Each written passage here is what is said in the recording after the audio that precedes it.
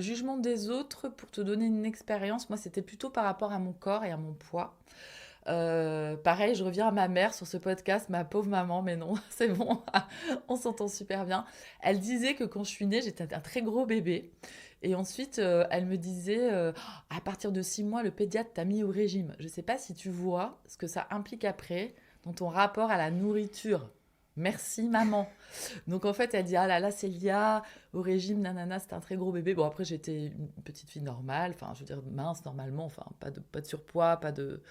Mais à partir d'un certain âge, l'adolescence, j'ai commencé à grossir, j'ai commencé à avoir un rapport à mon corps très compliqué et j'avais honte de mon corps, puisque tu voulais me dire le jugement des autres. Ouais. Et j'avais honte de mon corps par rapport à mon propre jugement à moi, et donc ton propre jugement par rapport à toi, bah forcément, il vient en miroir et puis en résonance avec les autres de manière extraordinaire, incroyable, je veux dire plutôt, tu vois.